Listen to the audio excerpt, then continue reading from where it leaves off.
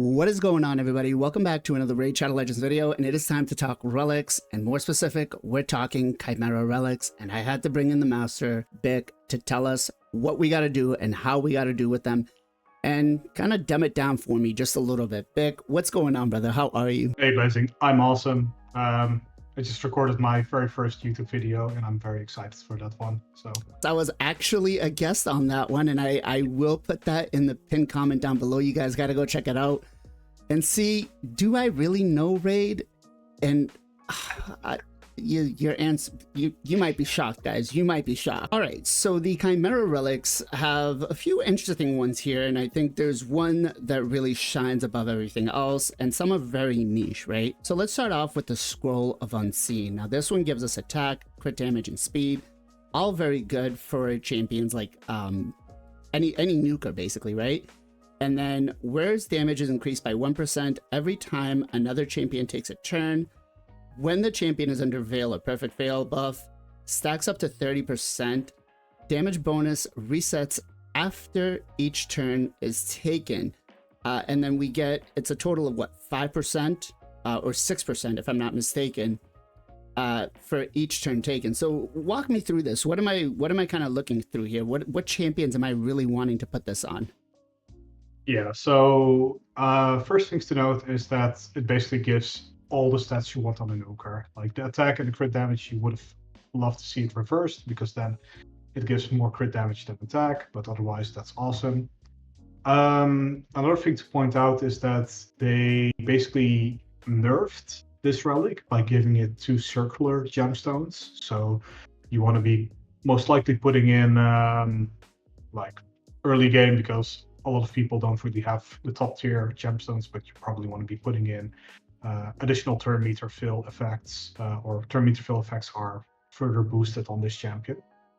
Basically, the champion that has this equipped, if this is fully maxed out, will increase their damage by up to 30%. And this is easier to achieve the higher level this relic is, because it will go up to 6%. So basically you only need to have 5 other champions take a turn to hit that 30%, because the moment this champion takes their turn, they get the damage bonus, and after their turn ends, or they take an extra turn, because this also means their turn ends,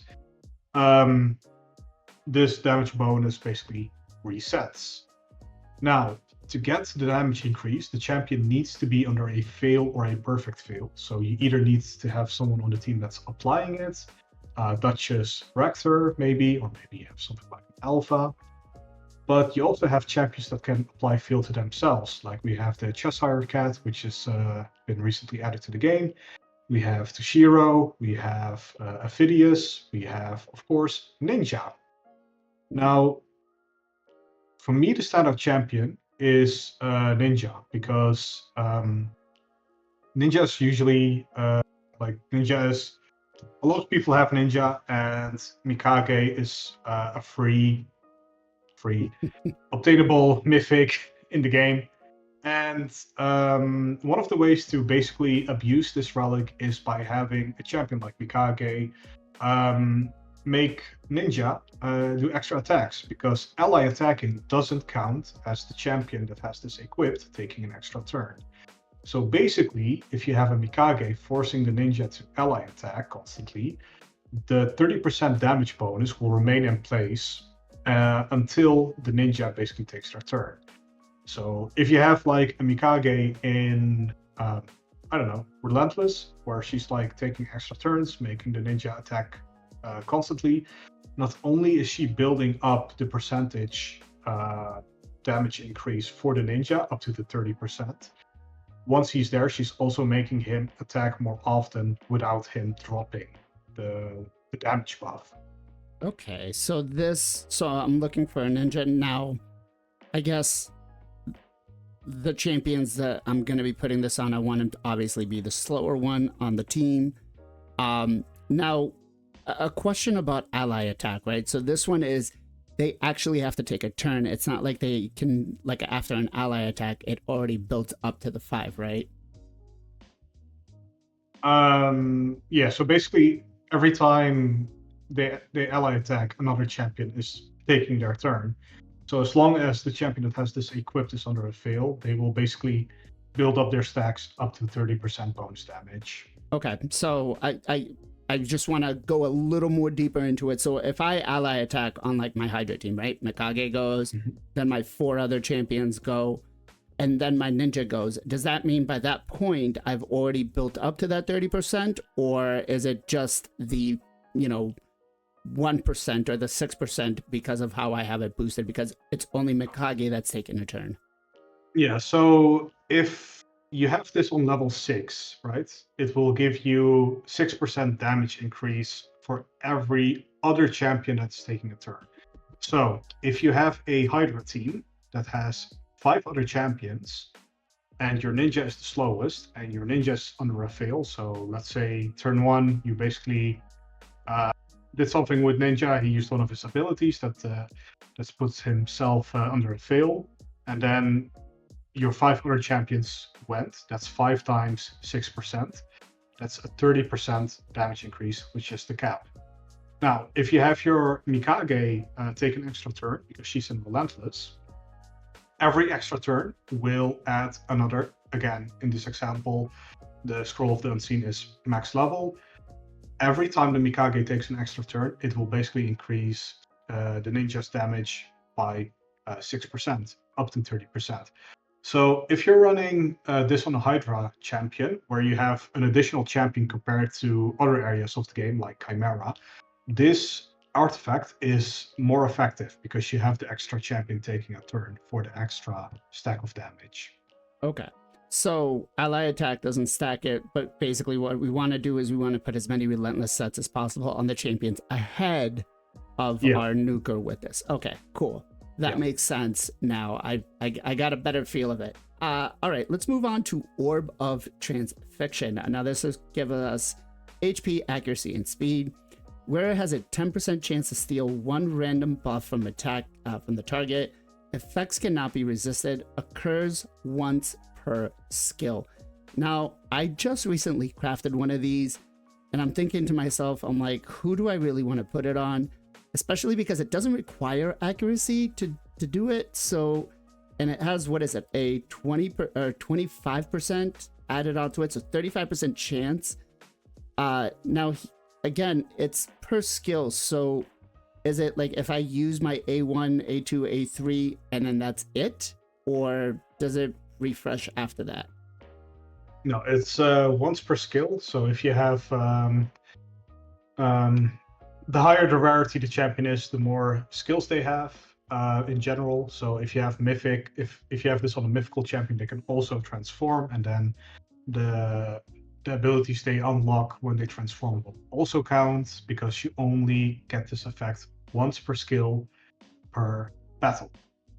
Now, where this relic obviously shines and where it's intended is PvP. Like a very interesting line on this relic is the fact that it says this effect cannot be resisted. So it should be able to steal protected buffs. However, it's only once per skill. Okay. The thing is, I still don't like it. It doesn't sound like one that I would really want to put on somebody over something else. It sounds like it's most likely like keep a copy and then feed everything else, because with the once per skill, that long fights, it's not going to work. And I really basically don't feel like if you asked me like 2 weeks ago about this relic, I would have said, for me, this is a chicken. I'm going to feed it every day of the week. I wouldn't even keep a single copy if you asked me 2 weeks ago. Now, if you ask me now, my opinion has shifted a little bit. And the reason why my opinion has shifted a bit is there seems to be a trend going on where Plarium is introducing more and more mechanics to deal with Stone Skin as of late. We are getting additional champions that can deal with Stone Skin. However, this relic can potentially steal Stone Skin, but you need to be faster. And it's still like a small chance that you have. If it's like fully maxed out, you have like a realistic chance, I would say, if you're like AoE hitting. However, at the end of the day, I don't like random factors in my PvP team. Like, I like to build my arena teams with a goal, with a game plan. And having coin flip mechanics usually is just frustrating when you're like relying on them. So I know we have polymorph in the meta, and polymorph is also like a coin flip mechanic, Right. which is already bad enough. And a lot of people do not enjoy polymorph, and the fact that they're adding relics like these is just more coin flip mechanics being added to the game. The times that it can trigger, it can be extremely impactful, especially if you get like the early turn where you're like trying to get rid of Stone Skin. Currently, we have the Esme fusion going on, where basically you have another coin flip effect to get rid of someone's Stone Skin. This on top of Esme can be like used, but at the same time, I don't see a point of using this relic still with Esme, because, well, the champions I want to pair Esme with are champions like the Rat and Commodus. So I want to place bombs. So bombs already like counter Stone Skin. Right.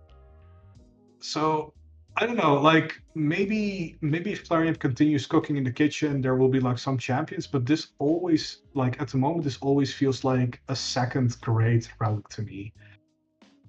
I wonder if there's It's going to be a boss down the line that has like stone skin applied to themselves and we need to steal it.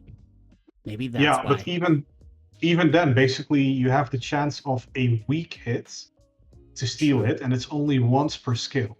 So if it's like a recurring effect for the boss where they keep like putting up stone skin on themselves, it's not going to be the answer that you're looking for.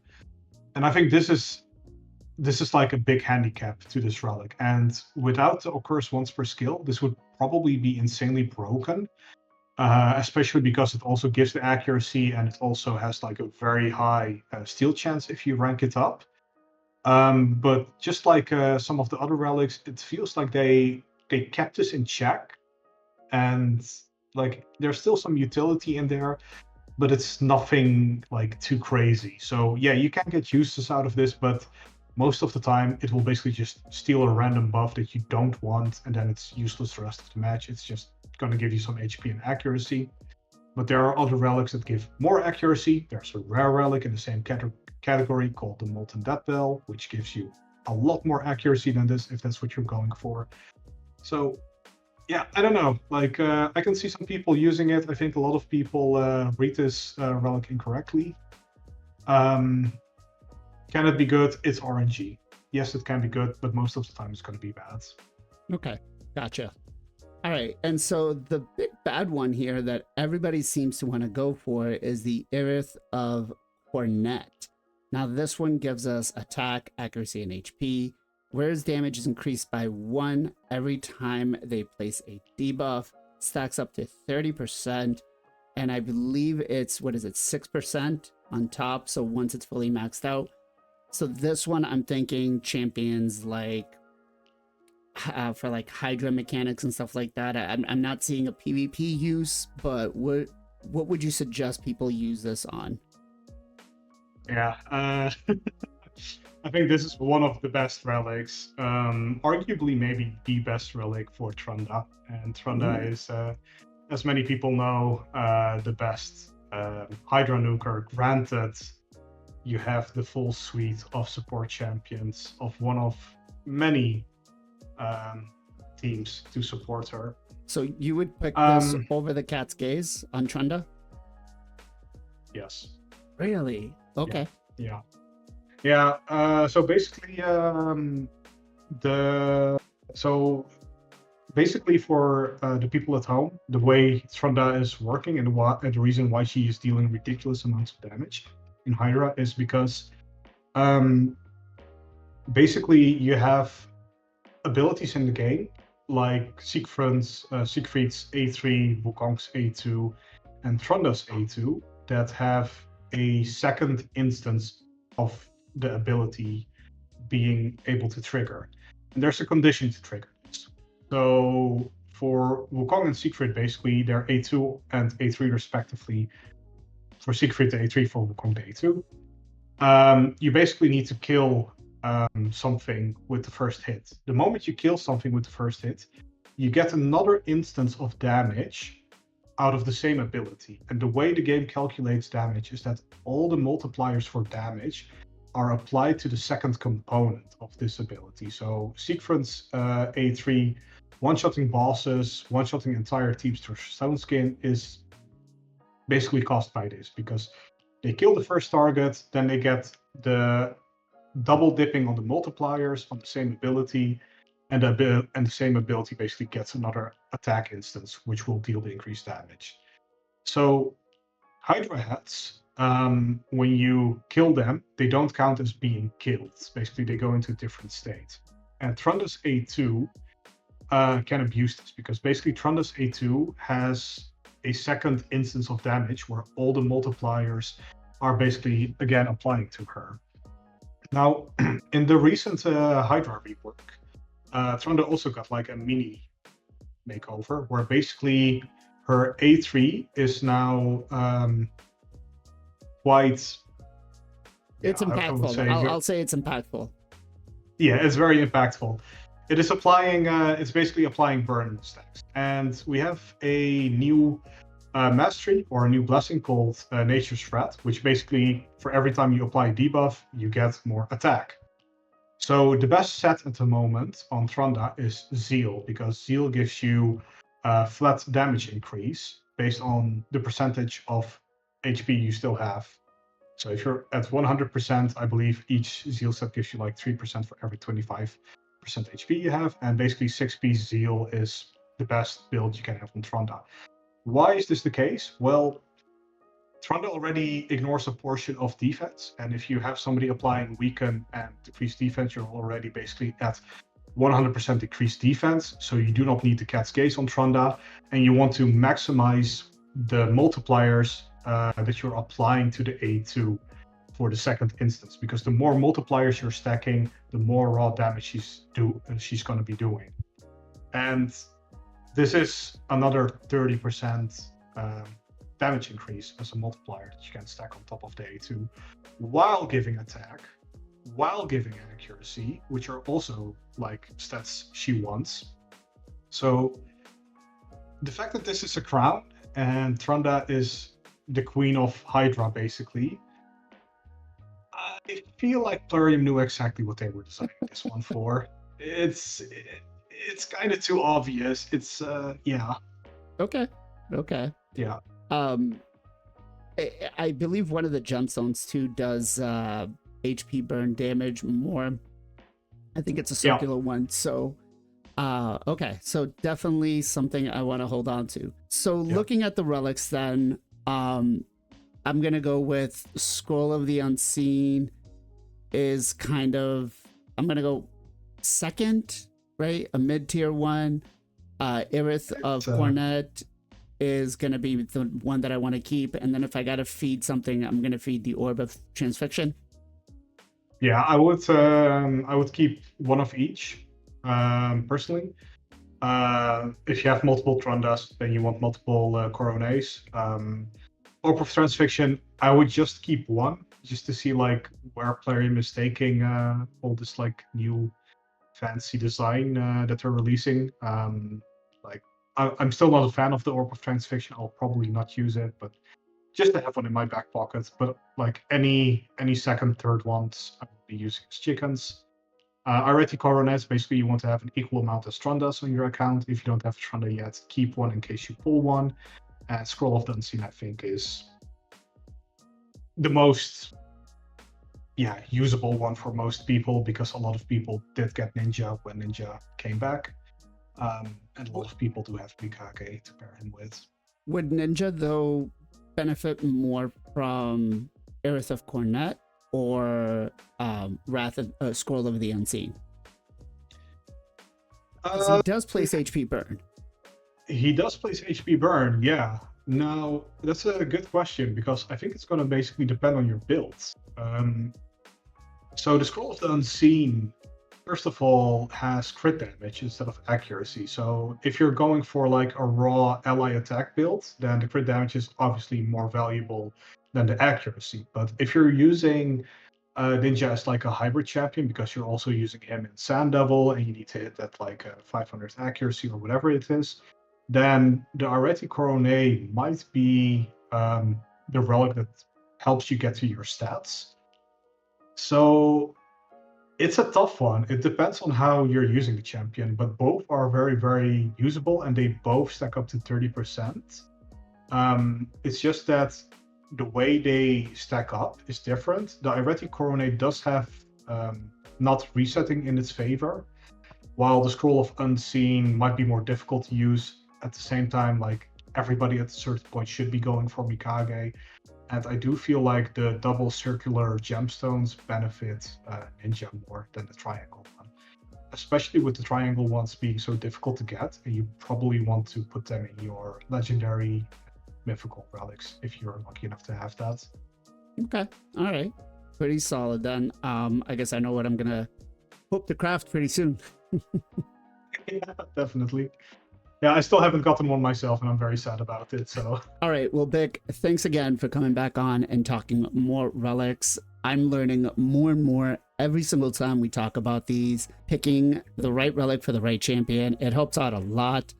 But I gotta ask you for a shout out. What you got for me? Ooh, let's see. I'm gonna shout out Zero Brew. He's also part of the Knights of Teleria. I think he's always very funny.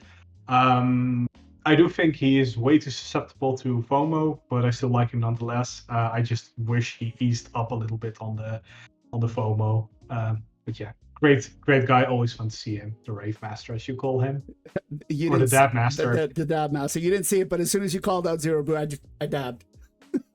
not very good, but I dabbed. But definitely love Zero Brew. Love having him on. Love talking with him, and he's doing a great job over on YouTube. And you as well, you've started picking up your YouTube, and so make sure you guys in the pinned comments down below, you will find both Bick's YouTube and Twitch. Make sure you go follow him there, show him some love, and he's got some things that he's working on that I think you guys are gonna love.